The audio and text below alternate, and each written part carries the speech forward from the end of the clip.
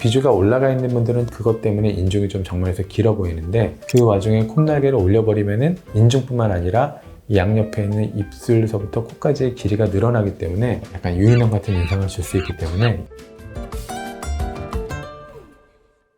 네, 안녕하세요. 루브르 성형외과 대표원장 윤성원입니다.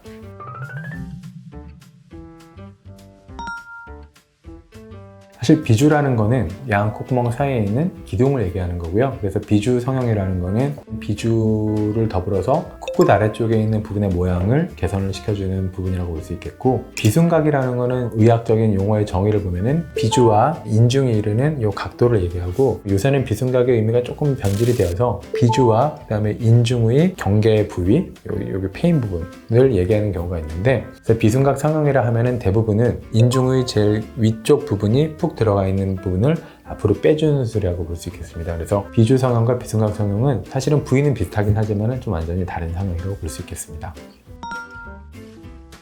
코 성형 후에 비주가 정면에서 봤을 때 성형하기 전보다 밑으로 좀 내려왔다라고 느끼시는 경우가 간혹가다 있으실 수 있는데요. 의사 선생님이 의도를 가지고 비주를 내려준 거다라고 한다면, 본인이 느끼지 못했지만은 내 얼굴에 조금 더 어울리는 거다라고 한다면 그거를 올릴 필요는 없겠지만은, 만약에 그게 아니라 실제로 올렸을 때 좀 더 이뻐 보일 것 같고 비주가 지나치게 밑으로 내려왔다라고 한다면은 비주를 올려주는 것은 연고를 깎아주기만 하면 되기 때문에, 혹은 남는 피부를 조금 잘라준다든가 하면 되기 때문에 그렇게 어려운 수술은 아닙니다. 대신에 확실히 아셔야 되는 게 비주가 정말로 내려왔는지 혹은 이게 내려와 보이는 건지를 구별을 하셔야 되는데요. 사실 이상적인 비주의 모양은 정면에서 봤을 때 콧볼과 비주가 완전히 평행을 이루는 것이 이상적이다라고 얘기를 할 수가 있겠는데, 비주가 내려온 게 아니라 콧구멍 자체가 이렇게 펴 있는 분들, 위로 이렇게 펴 있으니까 비주가 상대적으로 떨어져 있는 분들, 근데 막상 비주의 위치는 정상인데 콧구멍을 패여서 말하자면 용코이기 때문에 비주가 처진 분들은 사실은 비주를 올려주면 안 되고 용코를 교정하는 비공 내리기를 해야 된다는 거 하는 경우가 있을 수가 있기 때문에, 어떻게 보면은 본인이 생각하는 거랑 실제 문제가 다를 수가 있어요. 그래서 이 부분은 이제 병원에 가서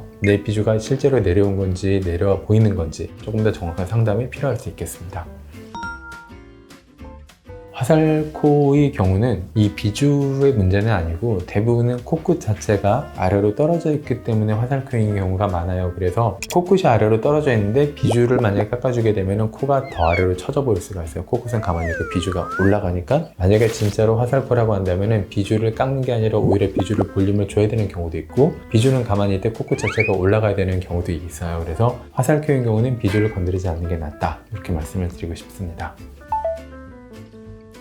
그런 경우도 있을 수는 있는 것 같아요. 실제로 화살코는 아닌데 비주가 이렇게 쭉 떨어져 있는데 그게 내가 화살코다라고 착각을 하시는 경우도 있을 수 있는데, 전문가가 아니라 일반인 분들은 내가 진짜로 코끝이 떨어진 화살코인지 혹은 비주가 떨어져서 내 코가 화살코처럼 보이는 건지를 판단하기 어려울 수 있기 때문에, 그런 부분도 마찬가지로 병원을 찾아서 구체적으로 상담을 받아보실 것을 권유드립니다.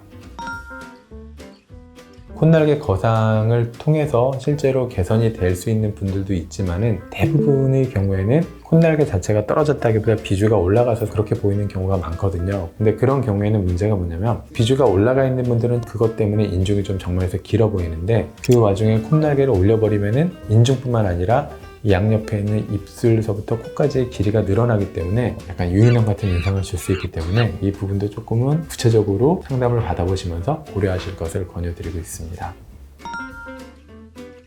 비주를 내리면 실제로 인중이 줄어들기는 해요. 이게 효과적으로 잘 내리면 줄어들기는 하는데, 문제는 그만큼 내 코가 길어진다는 데 있어요. 코가 길어지면서 옆에서 봤을 때는 이게 비주가 내려가 버리면은 코가 들린 것처럼 보이기도 하거든요. 코가 들리는 게 단순히 얘가 올라가서 들리는 것뿐만 아니라 코끝은 가만히 있는데 이게 내려가면은 들린 것처럼 보이는 경우도 있어요. 그리고 정면에서 봤을 때 코가 길어지기 때문에 그거는 그 자체로 좀 더 안 좋은, 좀 더 여러분한테 큰 스트레스를 다가올 수 있기 때문에 함부로 비주를 내려서 인중을 짧게 만드는 것은 절대로 추천드리지 않고 있습니다. 인중 줄이겠다고 코가 길어지네.